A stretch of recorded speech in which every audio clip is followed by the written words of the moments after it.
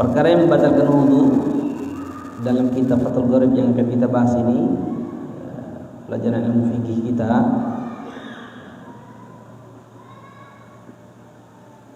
yang pertama ma kharaj min hadis sabilan wa dubur min al-mutawaddi hayy wadih mu'tadan kana al-kharij qabla wa ghaid aw nadiran kadam al-hasa najizan ka hadin amthila aw tahiran kadud ila al-mani kharij bi ihtilam min mutawaddi mumkin ممكن مقعده من العرض وللغل والمشكل إنما ينقضي الوضوء بالخارج من فرجه جميعا لا. Yang pertama, perkara yang membatalkan wudu itu keluarnya sesuatu dari kemaluan. Ini sudah kita bahas. Keluarnya sesuatu dari kemaluan, baik itu kemaluan depan, bubul atau dubur, kemaluan belakang, apapun dikatakan. Keluar ini makharja, sesuatu yang keluar. Artinya kalau masuk batal. Nah, sesuatu yang keluar itu membatalkan wudu. Tapi kalau masuk batal. Ada kan sekarang ini obat yang dimasukkan dari dubur kan? Nah, batal nggak wudunya? Hah? Masuknya nggak keluar itu masuk. Batal nggak? Hah? Nggak. Keluar saja yang masuk. Makharja. Amma dakhala bal adkhala adu fi duburihi fala naqadha. Bi hatta yakhruj. Bahkan kalau di situ disebutkan itu sesuatu yang keluar. Jadi kalau dimasukkan sesuatu walaupun kayu yang dimasukkan itu tidak batal selagi nggak keluar. Kalau keluar lagi batal. Dari dua kemaluan, minal mutawaddi, daripada orang yang wudu, mutawaddi, daripada orang yang wudu, hayy, dalam kondisi dia masih hidup. Berbeda kalau jenazah, dikatakan. Jadi kalau jenazah sudah dimandikan, sudah dikafani, mandikan, sudah diwudui, terus keluar lagi kotoran. Setelah dimandikan, diwudui. Kemudian keluar lagi kotoran setelah diwudui. Batal nggak wudunya?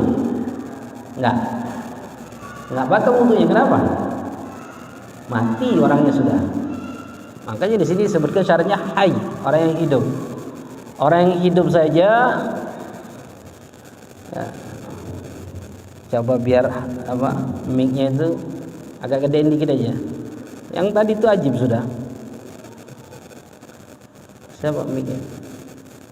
Suaranya diangkat sedikit aja.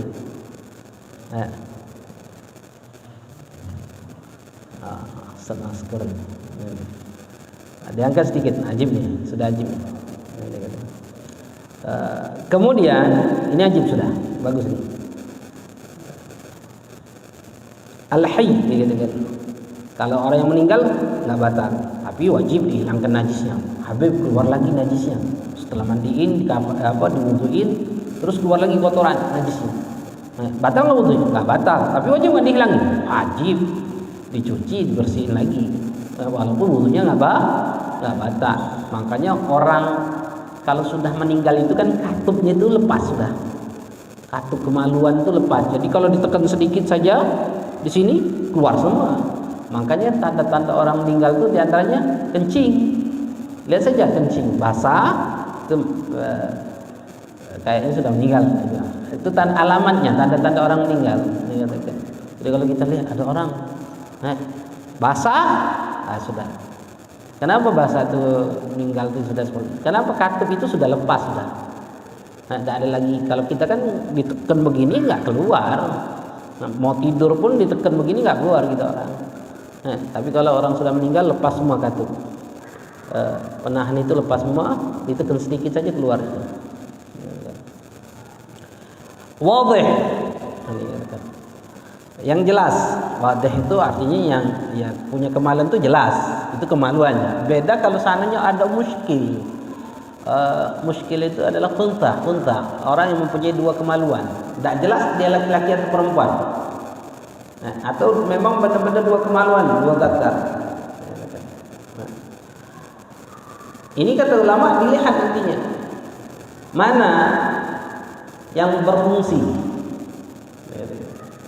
Oh, Habib yang berfungsi yang A, yang B nggak berfungsi. Dikatakan. Jadi kalau nggak berfungsi ini tambahan saja berarti daging tumbuh. Dikatakan. Keluar di sini batal nggak? Nggak. Tapi Habib kalau berfungsi dua-duanya kata ulama atau dua kemaluan tersebut, yang batal itu nanti kita bahas. Jika keluar dari dua-duanya baru batal. Kalau keluar dari salah satunya nggak batal. Lihat. Khuntah, orang yang mempunyai dua kelamin. Kayak kasus dulu apa siapa namanya? Hah? Baru. Dorce itu nggak tahu itu laki-laki atau perempuan. Laki-laki. Ini nih yang baru yang kemarin tentara. Siapa namanya?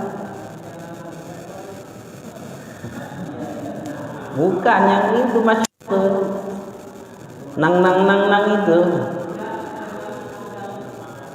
Manganang. Ya Manganang kan? Ya Manganang. Afribia. Manganang itu kan dia perempuan tuh, bayangkan dia semasa hidupnya dia perempuan, masuk atlet poli di TNI dia, tentara. Bayangkan tentara itu kan dilihat semua, periksa ini laki-laki atau perempuan. Bayangkan ternyata laki-laki. Ternyata khunsa itu seperti itu. Khunsa itu nggak diketahuan. Khunsa itu nggak bisa ketahuan. Jangan kita pikir bahwa khunsa itu seperti nggak bisa ketahuan nanti. Sampai di titik nanti dia itu kalau head, oh ternyata dia perempuan. Pernah kejadian nih satu kasus dijadikan satu film. Ini katakan Habib nonton tuh filmnya. Nggak nonton semuanya, tapi lihat kisahnya saja secara keseluruhan. Ini katakan itu ceritanya apa? Ini anak laki-laki seperti biasa main bola seperti laki-laki. Dia bukan kecil, dari SMP sampai kelas 3 dia laki-laki. Tahu-tahu dia kena sakit. Sakitnya apa? Kencingnya keluar darah. Sakit perut, kencingnya keluar darah. Terus diperiksa. Dia tinggal di desa, kemudian diperiksa ke dokter. Kata dokter ini infeksi kandung kemih segala macam. Dikasih obat. Kemudian bulan berikutnya datang lagi, sakit lagi dia, menyeri. Akhirnya gurunya nggak mau tahu, akhirnya dipaksa untuk olahraga. Pas darah itu datang, pingsan, dibawa ke dokter. Akhirnya orang tuanya bawa ke kota, diperiksa. Ternyata apa yang terjadi? Nah, ternyata dia itu adalah perempuan. Mau tidak mau harus dioperasi. Ternyata ketutupan dengan zakar. Akhirnya apa? Operasi.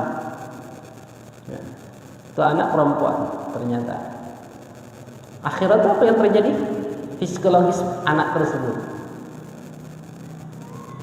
Laki berubah jadi perempuan.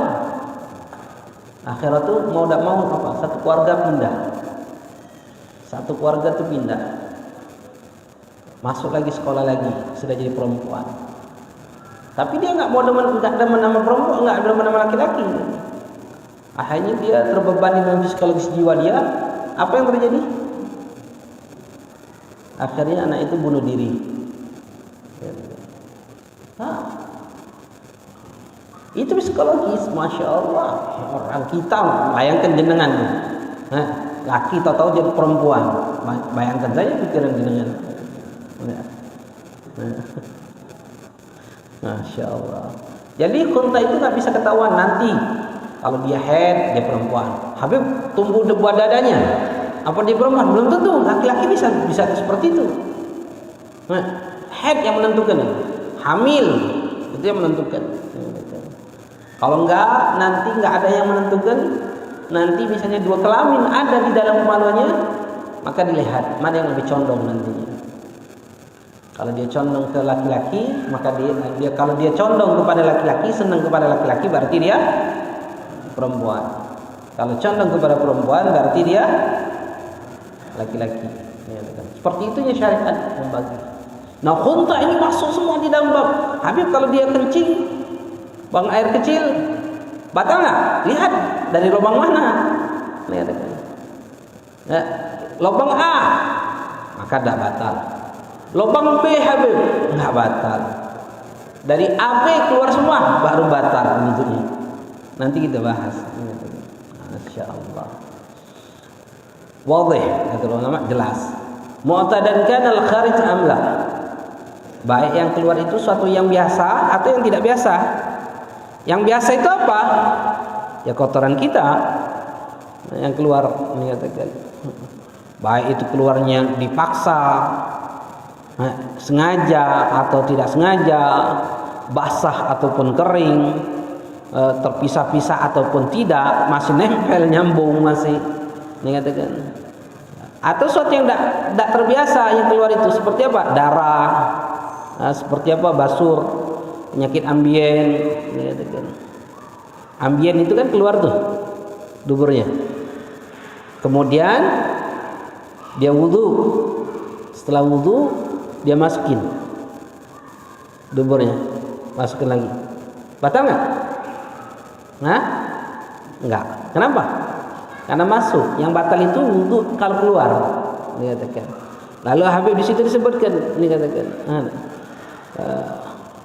wala yadkhulha wala bigatna, walaupun masukin dengan kapas, lalu kita buang kapasnya, itu tidak membatalkan kata ulama. Karena hajat untuk memasukkan dubur itu, mengatakan darah atau haso batu, ada kan kencing batu, ada nggak kencing batu? Oh, kencing batu itu mengatakan batal nggak wudhunya? Kencing batu batal nggak wudhunya? Hah? Batal, mengatakan. Batunya najis nggak? Batunya najis atau mutan najis? Hah? Batunya itu najis atau mutan najis? Tahu beda antara najis dan mutan najis? Kalau najis, ainnya memang najis, itu najis. Kalau mutan najis, sesuatu yang suci yang terkena najis. Nih, HP ketelen, keluar HP. HP ini najis atau mutan najis? Mutan najis. Menyatakan, paham? Menyatakan, ini batu, kencing batu, keluar batu. Menyatakan. Pertanyaan, batunya najis atau mutan najis? Lihat dulu. Kalau itu batunya aslinya daripada kencing air seni yang mengkristal, nah, yang selama ini dikatakan bahwasanya itu adalah air seni yang mengkristal, maka hukumnya najis. Tapi kalau itu memang batu kerikil yang ketelen, nah, keminum, keluar, dikatakan najis atau mutan najis? Mutan najis, dikatakan. Baik yang keluar itu najis atau mutan najis, dikatakan. Atau sesuatu yang suci. Nah, yang najis atau mutan najis. Di situ disebutkan dalam kitab ini najisan kahadi amsilah, semuanya najis, darah, segala macam tadi. Autohiron, yang keluar itu suci. Maksud suci itu apa? Keluar itu suci. Bukan, yang dimasukkan suci itu adalah mutan najis. Seperti apa? Dud, kermian. Apa bahasa sini? Jawa. Cacingan. Kermian. Nah, kermian itu najis nggak? Ulet kermian itu najis nggak? Hah? Najis nggak? Najis atau bukan najis? Keluar dari dalam itu, keluar dari dalam. Najis atau bukan najis? Najis atau bukan najis? Mutan najis, suci itu. Artinya keramian itu kalau dikumpulin dicuci, dikantongi bawa sholat, sah nggak sholatnya? Sah nggak sholatnya? Ya sah sholatnya. Kenapa? Karena suci.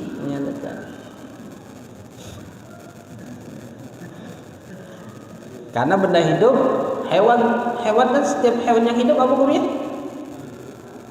Suci. Setiap hewan yang hidup hukumnya adalah suci kecuali anjing dan babi dan keturunannya. Sudah paham itu, sudah berulang-ulang kali di doktrin. Kasih tahu. Ilal mani kharij bihtilam, kata ulama. Kecuali mani yang keluar itu. Kalau yang keluar itu mani, dengan cara mimpi dari orang yang wudu, yang memakinin maq'adahu minal ardi, yang tidurnya duduk seperti ini, pantatnya mantap di tempat duduk, pada yang wudu, maka tidak membatalkan wudu kata ulama.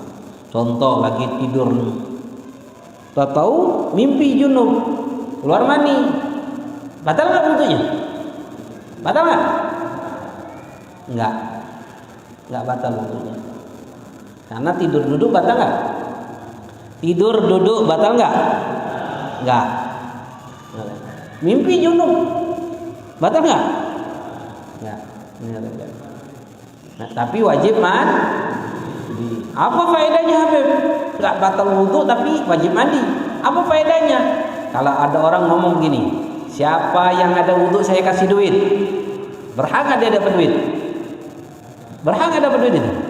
Berhak, itu aja. Kalau sholat nggak bisa, masuk masjid nggak bisa, yang lain perkara yang wudu tuh nggak bisa semua dia lakukan. Tapi hukum kata ulama. Jadi kalau ada perkara besar, perkara kecil itu nggak dianggap lagi. Makanya sebaliknya juga sama. Kalau mandi wajib mengangkat hadas besar, otomatis hadas kecil juga terangkat. Kalau keluar hadas besar, maka hadas kecil terangkat nggak? Keluar juga nggak? Enggak, masih tetap itu lama. Kenapa? Kalau ada perkara besar ini yang kecil nggak dianggap sudah. Makanya wudu nggak batal, tapi mewajibkan dia mandi wajib. Nah, Habib tanya, paham? Jadi gambaran satu gambaran ini baru satu gambaran nih kan? Satu gambaran yang wudunya nggak batal dengan cara keluar mani. Ada orang keluar mani tapi wudunya nggak batal. Caranya gimana? Gambarannya? Hah? Gimana? Ya, mimpi junub dalam kondisi duduk. Itu kan gambaran. Ini nih gambaran dalam ilmu fikih, itu gambaran yang nggak batal wudunya. Tapi wajib mandi wajib. Bukan satu saja gambaran itu. Banyak. Nah, ada sekitar 8 gambaran. 8, bayangkan. Contoh lagi yang kedua. Mewajibkan mandi tapi tidak membatalkan wudu. Apalagi contoh? Orang yang wajibkan mandi tapi tidak membatalkan wudu. Apalagi contohnya?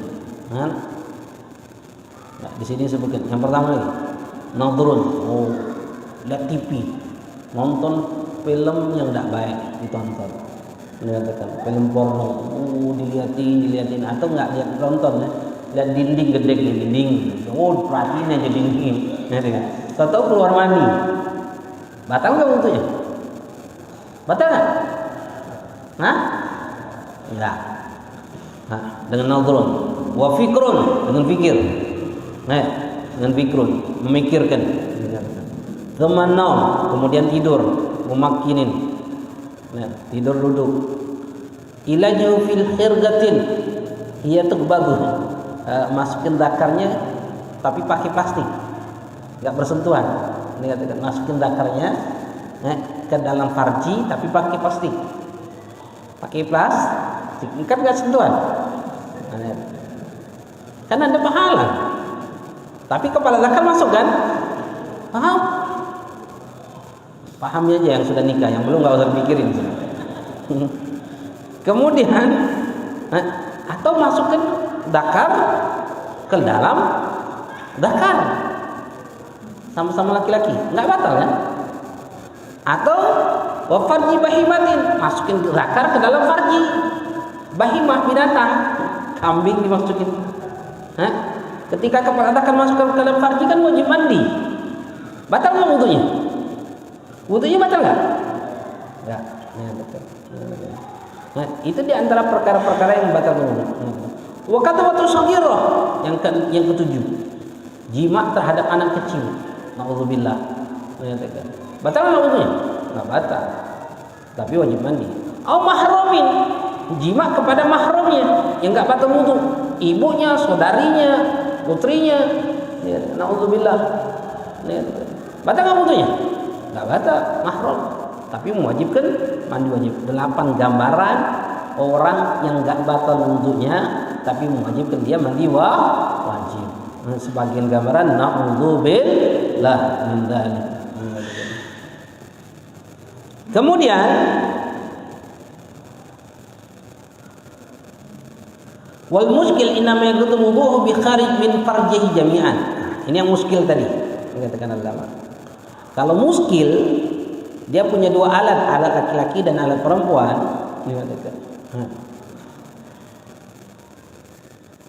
Kalau punya dua alat ini, maka yang membatalkan itu jika keluar dari dua-duanya. Fa in kharaja min ahadihima, jika keluar dari salah satunya saja, wala yang berwudu, maka wudunya enggak batal. Paham? Enggak usah dibayangkan, sudah dengarkan saja. Itu yang pertama, perkara yang batalkan wudu. Yang kedua, naum, tidur ala ghairi hadil mutamakin.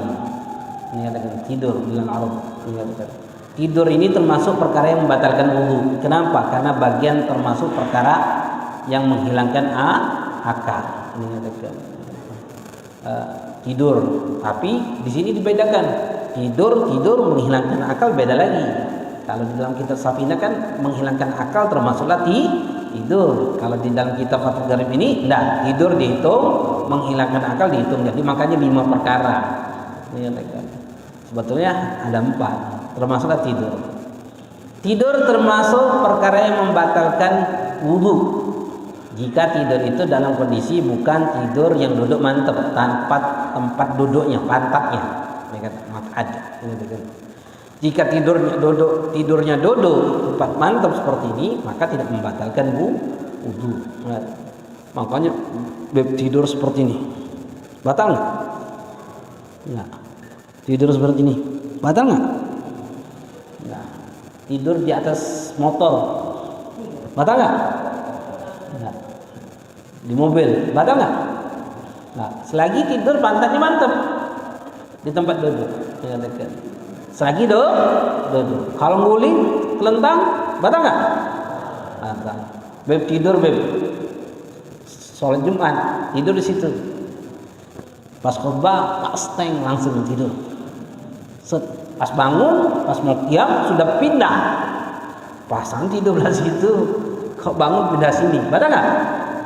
Batal.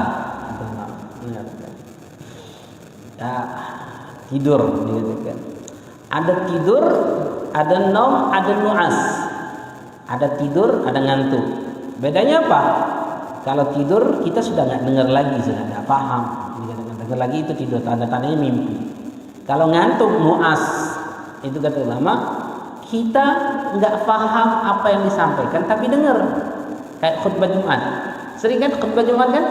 Oh, masya Allah itu khutbah Jumat. Datang pagi-pagi, cepet-cepet datang, nyari apa? Nyari tiang, tempat senderan. Itu favorit kayaknya di belakang itu. Nggak tempat nyender, set. Tidur kita. Dengar khutbah itu suara itu dengar, cuma nggak paham apa yang disampaikan. Itu apa namanya? Ngantuk, itu nu'as. Kalau nu'as tuh kalau walaupun telentang nggak batal. Bahasa kita mungkin tidur ayam ya. Tidur ayam, tidur tapi kayak antara tidur dan tidak. Kayak kita nih di majelis nih, oh ngantuk, tidur. Dengar apa yang disampaikan, cuma nggak paham apa yang disampaikan alim. Apa namanya itu? Nu'as, ngantuk. Tidur termasuk salah satu perkara yang membatalkan wudu. Apa? Ulama mendefinisikan tidur itu apa? Kata ulama, tidur itu bi'annahu zawal syu'ur minal qalbi ma'a istirkha' asabul dima' bisabal abqar as-sa'ida minal jawf. Tidur itu apa kata beliau? Zawal syu'ur, hilangnya perasaan minal qalbi, dari hati, ma'a istirkha', disertai kendornya asabul dima', kendornya urat saraf. Apa sebabnya kendornya urat saraf ini? Sebabnya abqar wab as-sa'ila minal jawf, yang naik dari perut. Makanya kalau habis makan kenyang, habis makan kenyang, apa yang terjadi? Kenapa ngantuk? Pembakaran. Semakin kuat pembakaran di perut kita, semakin ngantuk kita. Makanya semakin banyak kereta itu semakin banyak diisi batu bara, semakin kenceng dia jalan. Sama kita, uapnya naik. Semakin banyak ini uap naik ke atas perut ini yang mengendorkan urat saraf. Itulah yang menyebabkan ngantuk. Tapi kalau urat saraf ini kenceng, coba saja kalau kita ada pikiran, bisa tidur nggak kita? Enggak, walaupun ngantuk kita, besok ditagih hutang, aduh sudah nggak bisa tidur kita. Tegang gitu orang, mikirin besok gimana bayar, gimana ngumpet nih, gimana supaya nggak ketemu nih sama orang yang nagih nih. Ya, pikir tegang. Kenapa? Makanya tegang.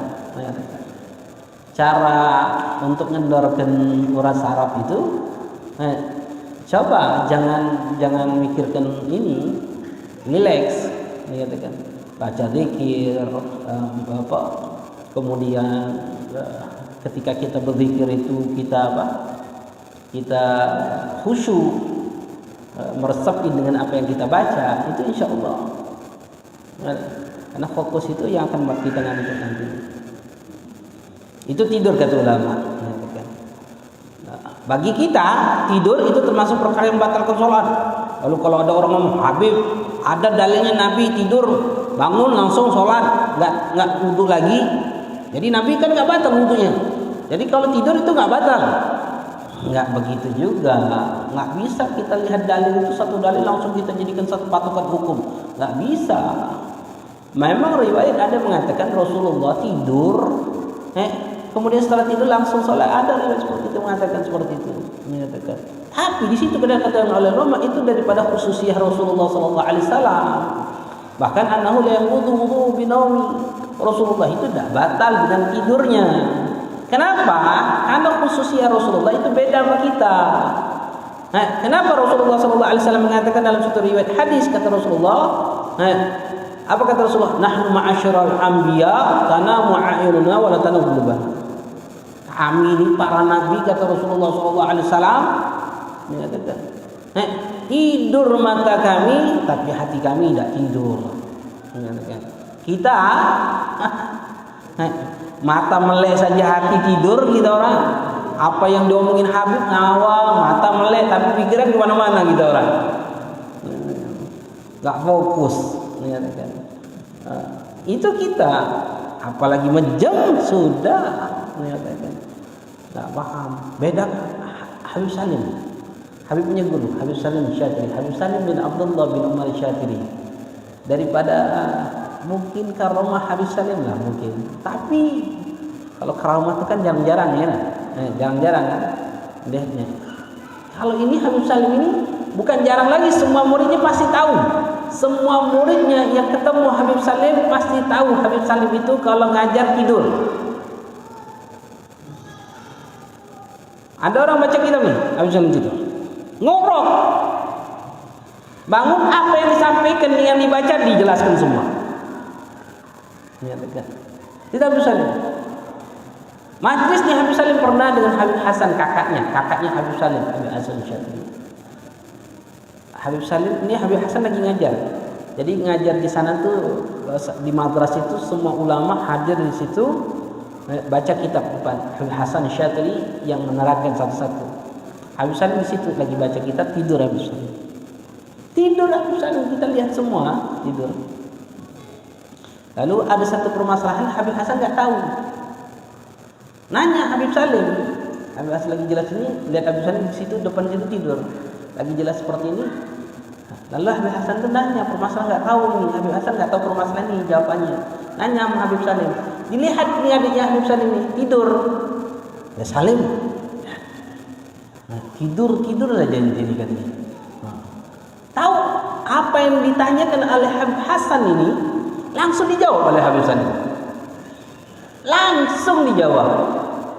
Kata Habib begini, masalahnya begini. Tapi Habib Salim selalu ngomong, kaslan ini, males, malesnya aja begitu. Mujahadahnya Habib Salim itu luar biasa. Tidur padahal. Tapi apa yang dibaca, apa yang disampaikan orang, beliau paham. Habib pernah baca juga di media sosial itu, pernah sekali dengar apa? Kayak Gus Dur juga seperti itu katanya. Karomah kali ini. Insyaallah. Ala kulli hal, memang orang berikan dilebihan oleh Allah Subhanahu wa taala. Kalau Habib Salim itu Masya Allah. Habib Salim itu istimewanya itu pernah menjelaskan asal usul manusia dari Nabi siapa. Orang Eropa dari Nabi siapa, orang Asia dari Nabi siapa, ya, orang India dari Nabi siapa, itu dijelaskan oleh Habib Salim Syadzili. Nasab orang penduduk dunia ini, Masya Allah. Habib Salim itu pernah bisa ngitung rambut kita, ada berapa jumlah rambut kita? Bayangkan rambut kita ini bisa dihitung oleh Habib Salim. Dengan cara apa? Habib Salim mengukur di jempolnya, umulahnya. Bukan dengan kasyaf, tapi dengan ilmu. Jadi unmulah ini, batasan sendi tangan ini, dihitung oleh Habib Salim. Ada berapa jumlah rambut dalam hitungan ini pada umumnya. Kemudian Habib Salim itu mengukur begini. Nih, diukur dengan jari tangan itu Habib Salim bisa mengukur, bisa ngitung. Tuh rambut itu sekitar jumlahnya sekian. Bayangkan. Hitung rambut. Orang yang sudah Masya Allah. Habib punya guru di Probolinggo. Syekh Amin itu bilang pernah cerita di sana di tempat kami di pondok itu kalau lagi guru-guru itu lagi tanding debat dalam ilmu falak seperti itu. Hitung apa? Hitung itu buah mangga jatuhnya kapan? Bayangkan, tebak-tebakan buah mangga jatuhnya kapan? Pakai apa? Pakai ilmu. Habib nggak pikir gimana ilmunya, apa yang digunakan, itu tidak paham sudah. Masya Allah. Bayangkan saja kalau sekarang ini kita bisa tahu nih hujan apa enggak hari ini. Betul nggak? Lihat apa? Lihat gadget saja, lihat HP. Itu orang yang bikinnya pakai ilmu nggak? Kalau kita punya HP tahu bakal hujan atau tidak hari ini, dan kita punya itu sekitar 50 tahun yang lalu, kita sudah disembah-sembah orang nih, dewa ini, wali Allah, tahu kasyaf ini. Bayangkan. Jadi jangan kita pikir bahwasanya nggak ada ilmunya. Ada ilmunya. Bakal ada hujan atau enggak, perkiraan itu semuanya pakai ilmu. Insyaallah. Makanya para anbiya, para nabi itu tidur matanya tapi tidak tidur hatinya. Maka khususnya bagi nabi tidak batal. Jadi kalau tidur duduk pantatnya, maka itu tidak batal. Kemudian yang ketiga zawul aql, hilangnya akal. Kemarin sudah panjang lebar kita bahas tentang akal. Akal itu apa? Sifatun gharziyah. Yatba'uha ilmu bidzarriyat inda salamati alatil allati hiya khawasul khams. Akal itu apa? Sifat tabiat yang mengikuti sifat ini ilmu darurat, ilmu yang tanpa dipelajari lagi ketika selamatnya panca indera berupa penglihatan, pendengaran, penciuman, peraba, perasa. 5 ini adalah alat untuk menyerap ilmu. Kita dapat ilmu dari mana? Panca indera ini. Kita semuanya dapat ilmu, wasilahnya panca indera ini. Kita tahu sifat kopi, pahit, manis, asin, panas, dingin, wangi, busuk, indah, jelek, cantik, ganteng, pas-pasan. Semuanya dari mana? Dari mata. Dan ini akan menyerap ilmu, lalu akan menimbulkan akal, kemudian akan menimbulkan tindakan. Tindakan itu dari mana? Dari akal. Akal akan selalu memerintahkan diri kita untuk melakukan yang terbaik untuk kita. Itu akal. Dinamakan akal kenapa kata ulama? Sumiat akal. Dinamakan akal kenapa? Karena akan menjauhkan orang yang punya akal tersebut melakukan hal yang jelek untuk dia. Itu akal. Contoh, jenengan kalau dikasih nasi putih dengan nasi lauk rendang atau ayam, pilih mana? Hah? Ada rendang, ada ayamnya kan? Itu akal namanya. Jenengan bisa milih. Dari mana? Dari mana? Dari denger. Melihat enggak? Kan denger kan? Mengeluarkan tindakan. Jenengan duduk, lalu sebelah bau badan busuk baunya, kecium. Lalu tindakan jenengan apa? Hah? Pas cium. Tindakannya apa? Baik atau buruk? Hah? Baik atau buruk? Langsung. Paham? Itu akal. Tapi kalau yang kecium itu wangi, tindakannya pasti senyum. Pakai minyak wangi apa ini? Kan seperti itu kita orang. Makanya badan musuh itu jangan dekat-dekat orang. Nah, makanya pakai minyak wangi terus. Jangan kita nih orang, jangan terlalu tinggi husnudzon kita sama orang, jangan juga, nggak baik juga. Badan busuk nggak kecium kawan. Tak begitu juga, kawan tuh nahan hati, mau negor nggak enak mungkin. Makanya rapi-rapi kita. Karena apa? Kawan kita ini punya akal dan dia akan mengeluarkan tindakan. Dari apa? Dari penciumannya, penglihatannya, rasa, peraba, semuanya ini alat ini. Dan akal itu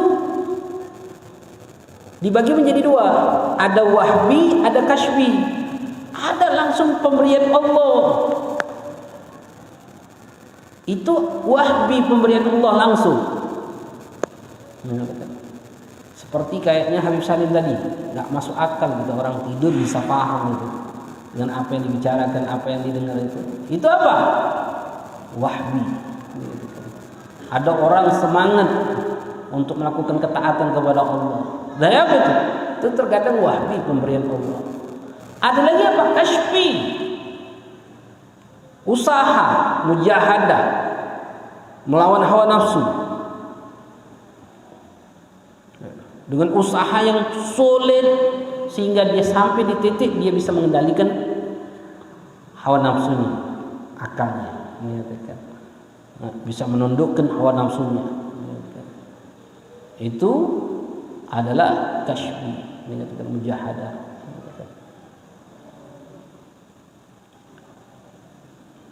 Dan manusia berbeda-beda tingkatan akalnya. Ada di sini disebutkan faminhum man manhu minhu wazan habbatin.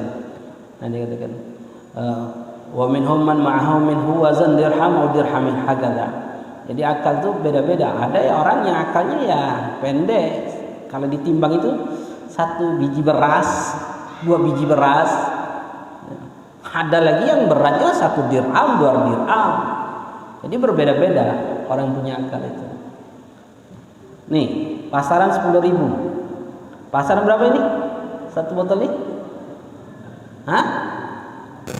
Habis mengetes nih antara akal dengan ilmu. Mana yang lebih kuat? Berapa ini? 5.000. Nih sekarang Habib tanya, jenengan. Habib mau jual. Nih minuman bekas Habib. 100.000. Yang 100.000. Siapa di antara jenengan mau beli?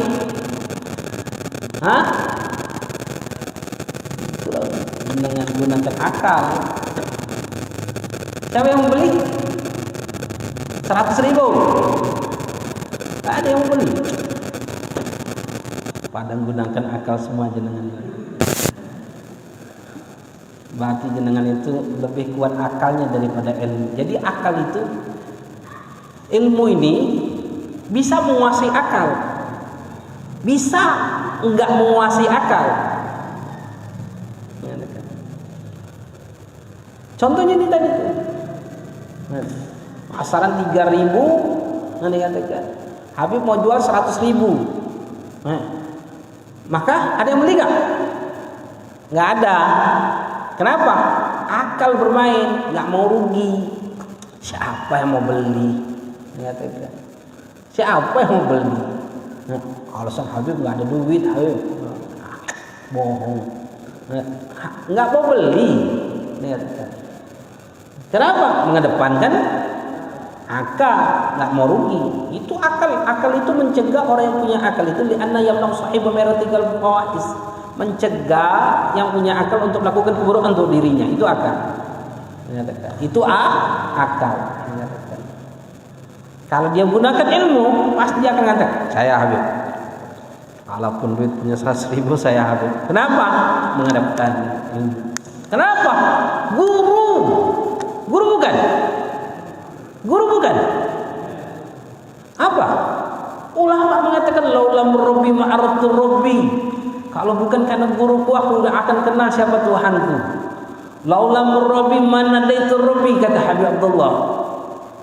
Habib Abdullah bin Mursyid mengatakan laulam rabbi manadaitu rabbi. Kalau bukan karena guruku, aku mungkin tidak bakal bisa memanggil siapa Tuhanku. Tuhanku, ya Allah, ya Allah. Guruku yang mengajarkan aku untuk dekat sama Allah. Guruku yang menjadikan aku sah di dalam sholat, sah di dalam ibadah, yang mendekatkan diriku kepada dia menjadi orang baik. Guru lebih utama dari orang tua. Kalau orang tua saja mau jual, kita yang beli, kedudukan orang tua luar biasa, apalagi guru cuma 100.000. Ada yang beli nggak? Hah? Asik. Ternyata lebih kuat akalnya dibandingkan ilmunya. Padahal sudah didoktrin tuh. Oh. Ayo Pak, Bu, ada yang mau beli? Ayo ibu-ibu, 100.000. Hah? Jadi kalau seandainya ada doktrin jadi ilmu itu enggak. Saya yang beli. Apa? Habib guru saya. Itu tuh setiap tindakan itu tergantung ilmu yang nyetel akal. Akalnya mana yang lebih kuat? Ilmunya lebih kuat atau akalnya yang lebih kuat? Kalau akal yang lebih kuat, ilmunya kalah. Kalau ilmu yang lebih kuat, akalnya kalah. Contoh lagi nih. Rokok.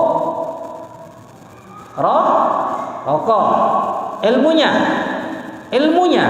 Pertanyaannya, rokok itu merugikan atau memberikan kesehatan? Menguntungkan, merugikan atau menguntungkan? Berbahaya atau tidak?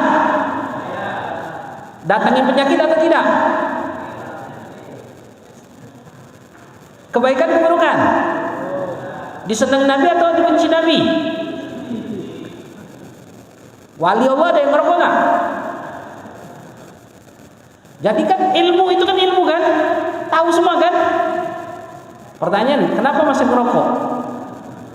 Sudah ditulis kanker, impoten, segala macam. Kenapa masih merokok? Akal yang bermain. Kenapa? Yang mati banyak, yang nggak merokok. Kan akal itu yang bermain. Paham? Betul nggak? Nah, sekarang kami doktrin. Kalau ada yang merokok, doktrin. Pegang Quran. Saya fulan bin fulan, demi Allah, demi Rasulullah. Kalau saya merokok lagi satu istepan, saya mati su'ul khatimah. Nggak selamat dunia akhirat. Wow, di baiat. Kira-kira begitu. Kira-kira merokok lagi ya? Itu akal. Jenengan ngomong enggak itu akal. Kenapa? Pengen selamat. Paham? Jadi semakin kuat doktrin agama,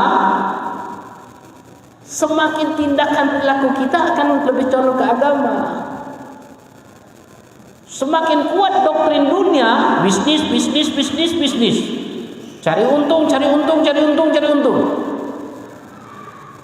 Ya, tindakannya akan diukur dengan dunia semua. Perilakunya akan selalu sesuai dengan dunia dia. Tindakannya pun sama. Seorang kiai, seorang ustadz, tindakannya pun akan condong ke kiai dan ustadz, ilmu yang dia bahas. Seorang dokter condongnya ke dokter. Dokter tuh kemana-mana pakai masker. Walaupun sekarang nih duduk sini pakai masker gak dia? Kenapa? Karena dokternya seperti itu. Tindakan yang berlaku. Jenengan ada yang pakai masker. Kenapa? Karena jenengan bukan dokter. Nggak selalu dengar COVID, kuman, nggak selalu dengar. Dokter tiap hari dengar orang penyakit ini kuman. Takut dia. Akhirnya kemana-mana dia seperti itu. Doktrin yang itu mengakhirkan menjadikan sebabnya akalnya seperti itu, perilaku yang seperti itu. Sama. Yang pakai gamis, pakai jubah, pakai ini, tergantung doktrin yang masuk, ilmu yang masuk. Yang sholat, yang nggak sholat, yang mengaji, tidak mengaji. Sebagaimana tadi ada sampaikan, anak-anak pondok berhenti pondok, tidak mau pondok. Kenapa?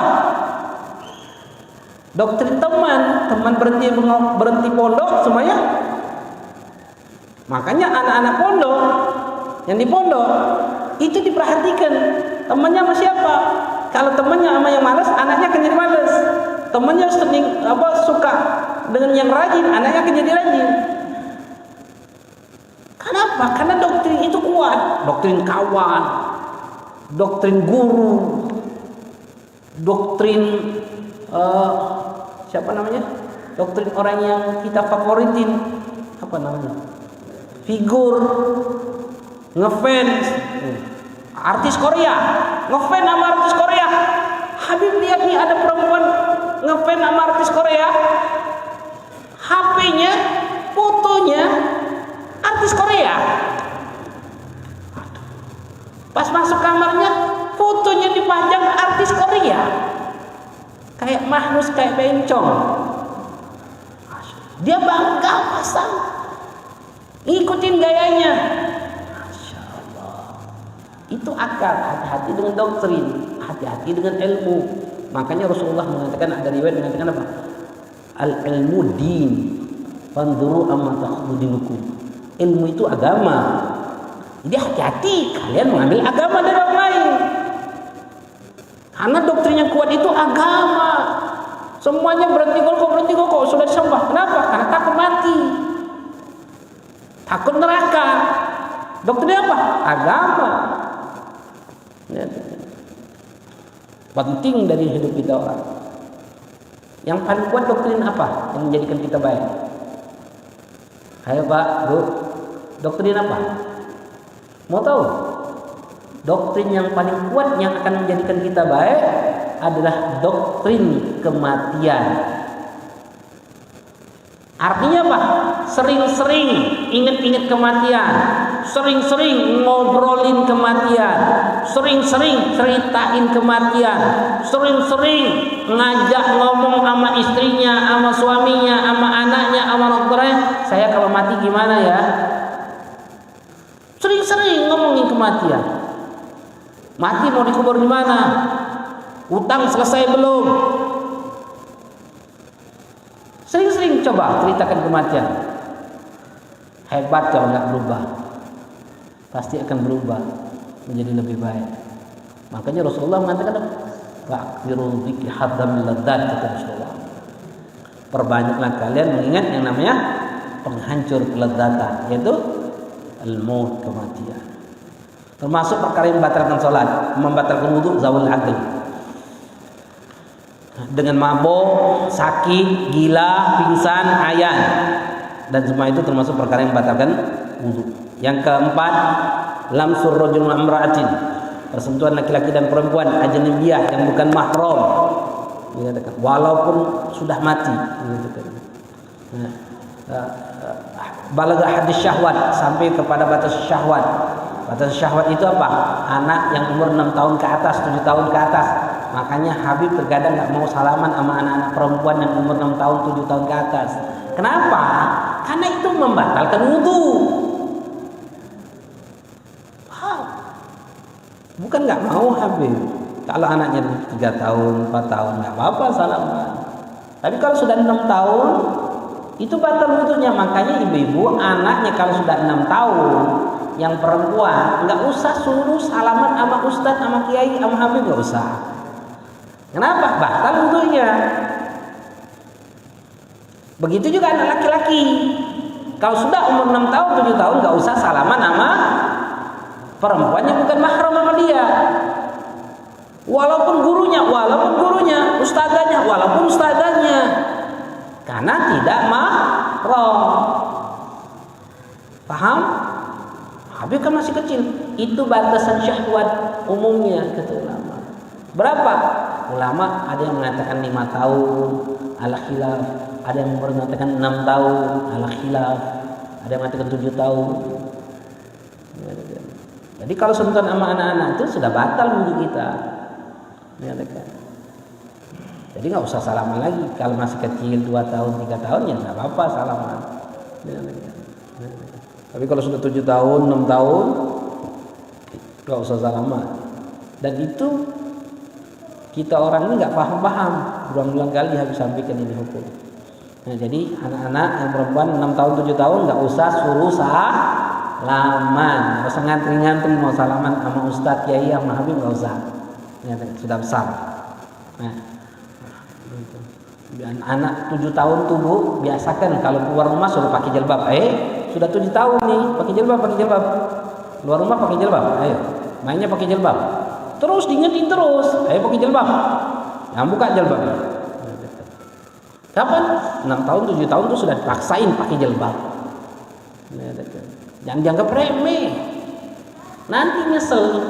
Kalau sudah dewasa nyesel kita orang. Orang tua itu pasti akan bertanggung jawab atas apa yang dilakukan oleh anaknya. Masya Allah. Yang kecuali mahram kata ulama. Kalau mahram dengan nasab, mahram dengan suson, dan mahram dengan pernikahan, maka tidak minggiri hail dan juga tanpa penghalang. Habib ya, suka salaman sama suami habis sholat, boleh nggak? Boleh. Gimana caranya? Bungkus tangan suaminya. Salaman sama suami. Jadi jangan mentang-mentang batal wudunya habis sholat nggak mau salaman sama suami. Sul adab. Dengarkan. Setiap habis sholat berjamaah sama suami itu salaman. Masuk rumah salaman, keluar rumah salaman. Ini salaman sama suami setahun sekali pas mau lebaran. Sungkeman. Ya Allah. Sian suaminya. Iya. Ya sabar aja sudah, bagian memang. Allah sama suami. Jadi salaman biasain salaman. Nah, kita juga suami ini terkadang membiasakan istrinya nggak salaman, jadi biasa saja. Kalau itu, salaman dulu sini, bungkus habis sholat salaman. Nah, biasain suruh salaman. Ya, suruh salaman, bungkus nih, pakein baju masukin, salaman. Bungkus di salam. Kalau kita ada wudu atau dia dari mana salam, salam.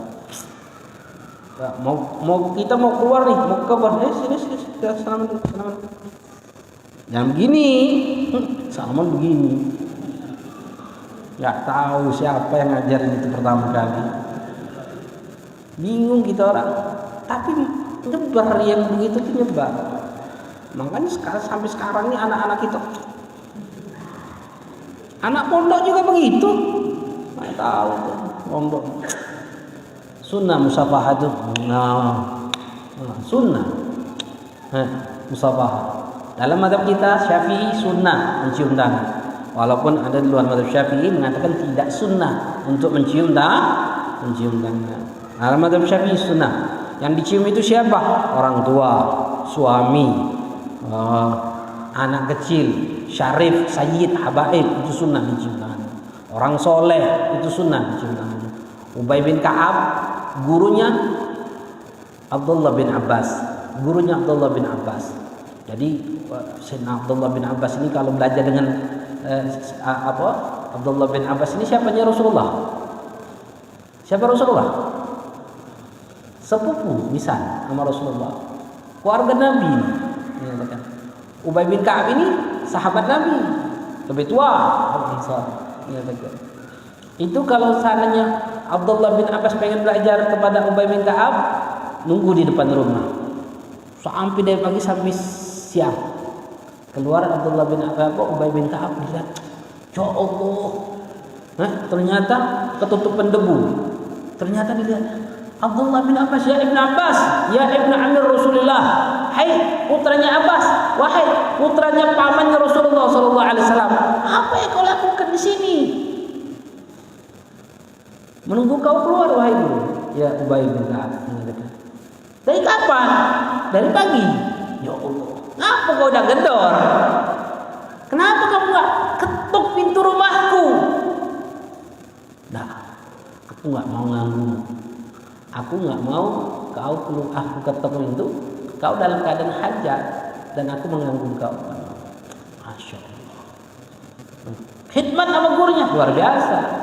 Pas mau berangkat naik kuda berjalan, itu kekangnya dipegang oleh Abdullah bin Abbas. Keluarga Nabi megang gurunya nih, pegang. Jadi Ubay bin Ka'ab naik kuda. Lagi jalan, Ubay bin Ka'ab wah sepuh sudah. Abdullah bin Abbas masih muda. Itu ditanya, hei, ya Abdullah bin Abbas, Abdullah, apa yang kau lakukan ini? Apa yang kau pegang kudaku sambil berjalan, nuntun kuda? Kata Abdullah bin Abbas, seperti inilah amarna Nabi Muhammad sallallahu alaihi wasallam bi ta'zimi ulama. Seperti inilah kami diperintahkan oleh Nabi untuk memuliakan ulama kami. Apa yang terjadi setelah turun? Ubay bin Ka'ab turun, langsung apa? Pegangnya tuh tangannya Abdullah bin Abbas lalu dicium. Wah, kaget nih Abdullah bin Abbas. Nah, ya, Ubay bin Ka'ab, apa yang kau lakukan?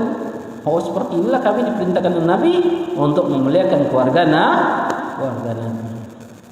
Masya Allah. Sunnah kita. Tak cium tangan, tak apa-apa. Oh, apa enggak? Habib kan bakal jadi syirik. Enggak, memuliakan orang-orang yang dimuliakan oleh Allah itu adalah bagian daripada syariat Nabi Muhammad SAW. Bagian daripada syariat Nabi Muhammad SAW. Memuliakan orang tua kita. Apakah memuliakan orang itu menjadi syirik? Ngaco. Ada paham-paham, oh memuliakan orang cium tangan jadi syirik. Enggak. Masya Allah. Nabi aja memerintahkan kita memuliakan orang tua. Nabi memerintahkan untuk kita berdiri ketika ada pemimpin kita datang. Gumu ila sayyidikum, kata Rasulullah. Ketika ada sahabat datang, pemimpin dari suatu sahabat-sahabat yang lain, ketika sahabat itu datang, ada Rasulullah, gumu ila sayyidikum, bangkitlah kalian untuk tuan guru pemimpin kalian, sehingga sahabat tegak semua karena ada pemimpinnya datang. Kemudian yang kelima, termasuk perkara yang batalkan wudu, farji adam min badin kaf min nafsi wa ghirihi dzakaran untha sagiran kabiran hayyan aw maitan. Aw masal halqa burhi adami yang gudu ala dawl jadid wa ala qadim yang gudu masul halqa. Wa murad biha murtadha manfat wa bi badin kaf raha ma'butul asabi. Wa kharj batil kaf zahir wa harfuhu wa ru'us asabi wa bainama qala yanqadha dzalika ay ba'da tahmil syir. Termasuk perkara yang membatalkan wudu, tadi yang terakhir ini yang kelima, menyentuh kemaluan. Menyentuh kemaluan menggunakan telapak tangan. Kemaluan manusia. Kemaluan manusia. Hal berduburi dikatakan. Kemaluan depan ataupun kemaluan belakang. Yang kemaluan belakang itu manfaat, kata ulama, meletakan manfaat. Pertemuan anus ini. Itu yang ini. Kemudian yang termasuk duburnya, Yang dimasukkan apa? Gubulnya adalah kemaluan depan, yaitu zakarnya, kata nama. Zakarnya atau farjinya. Itu yang membatalkan wudu. Menggunakan telapak tangan saja. Tapi kalau megang sampingnya atau megang batinnya, itu semua tidak membatalkan wudu. Baik itu punya kemaluan dia sendiri ataupun kemaluan orang lain. Seperti ceboi anaknya. Itu yang dikatakan ulama. Wallahu a'lam bishawab. Ini pembahasan di dalam perkara-perkara yang membatalkan wudu. Ada lagi intinya dalam bahasan.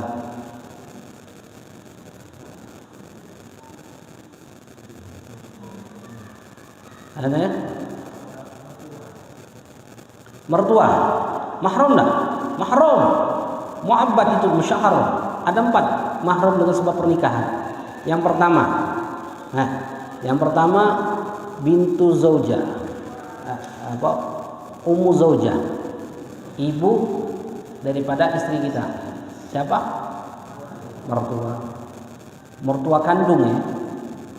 Kalau ibunya sudah meninggal, kemudian bapaknya kawin lagi dengan ibu baru, itu mertua kita kan? Bukan.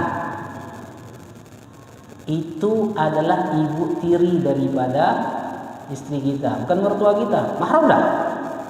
Enggak. Enggak mahram. Paham? Ya, mertua kandung, mertua ke atas, ibunya ke atas. Mahram. Yang kedua, menantu. Zaujatul ibni. Menantu, istri anak kita ke bawah, menantu ke bawah. Yang ketiga, zaujatul ab, istri bapak kita. Siapa istri bapak kita? Ibu tiri, bukan ibu kita, istri bapak. Bapak ini istrinya 4. Kita dari ibu pertama, kedua, ketiga, keempat. Ini mahram, abad. Walaupun diceraikan oleh orang tua kita, oleh bapak kita, tetap mahram ini. Walaupun cerai, tetap mahram. Kenapa? Karena ini adalah istri bapak kita. Dikatakan, paham? Habis dicariin bapak, boleh nggak saya nikahin? Boleh. Mahram, mu'abbad selama-lamanya. Lalu yang keempat, bintu zaujah, istri, putri, anak putri daripada istri kita. Siapa? Anak tiri, tapi dengan syarat kalau sudah tidur sama ibunya. Kalau belum tidur sama ibunya, mahram nggak? Belum. Jadi kawin sama janda punya anak. Setelah kawin dikenal, wahai suami, wahai kakakku. Kalau orang Jawa bilangnya, mas, wahai mas, ini putri kita. Dia ternyata putrinya lebih cantik dari ibunya. Ceraikan ibunya, kawin sama putrinya. Boleh nggak? Boleh nggak? Boleh. Kenapa? Karena belum mahram. Makanya kalau sudah nikah sama janda, tidur dulu sama jandanya. Sudah tidur baru dikenali nih anak-anak kita. Singkirin dulu anak-anaknya. Jangan sampai ketahuan. Dengan tahu nanti nggak jadi. Dengan baru jadi mahram. Mahram dengan sebab pernikahan itu ada 4. Mertua, menantu, ibu tiri, anak tiri. Mertua, menantu, ibu tiri, anak tiri. Mertua, menantu, ibu tiri, anak tiri. Paham?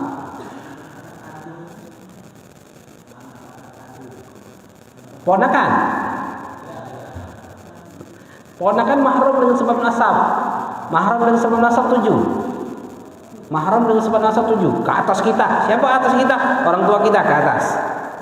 Yang kedua, anak kita ke bawah.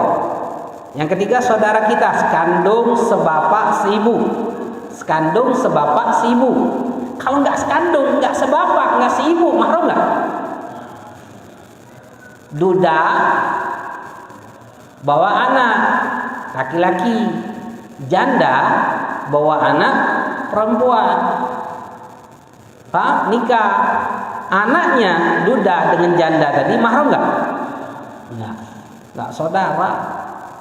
Yang keempat, bibi sebelah bapak. Yang kelima, bibian sebelah ibu.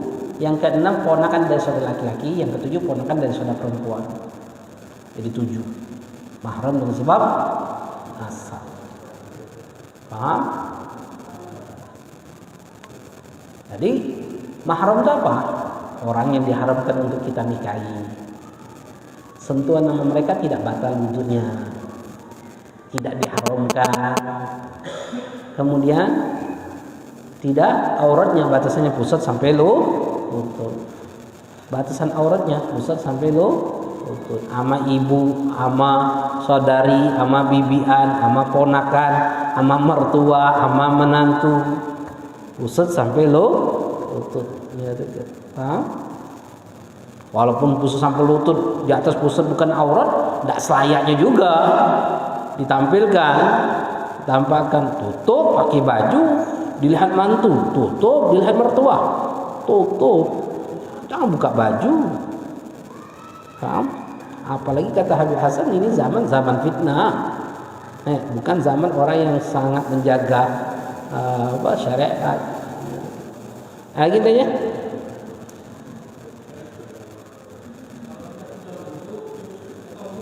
Ya. Jadi kalau kita habis wudhu kemudian potong kuku, sah nggak wudhu kita? Sah, tidak ada masalah. Habis potong rambut, habisnya naudzubillah kecelakaan, kelupas kulitnya, sah wudhunya? Sah, tidak ada masalah.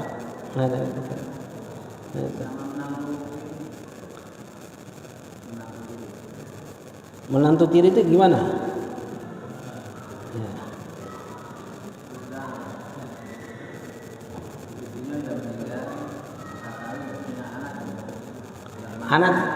Anak tiri.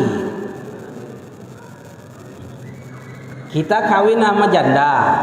Janda itu punya anak. Anak tersebut kawin. Nah, itu bukan anak kita, bukan mahram sama kita. Dia akan mengatakan itu adalah suami ibuku. Itu adalah suami. Si anaknya itu akan ngomongkan itu adalah suami ibuku. Mengatakan, nggak mahram. Mengatakan, dia akan mengatakan itu mertua tiri bukan bapakmu itu. Mengatakan, ada gitu. Ada itu ya? Ada ibu? Tidak ada. Kalau ada, wallahu a'lam bishawab. Mudah-mudahan Allah berikan keberkahan dalam rezeki kita, menambahkan ilmu kita, dijauhkan dari segala perkara yang menyebabkan kita jauh dari Allah. Dan kita mintakan kepada Allah Subhanahu wa taala untuk kita, untuk orang yang kita cintai, orang yang mencintai kita, yang tidak senang kepada kita, atau orang-orang yang pernah berbuat baik dan hidup kita, yang pernah kita zalim atau menzalim kita dari kaum muslimin.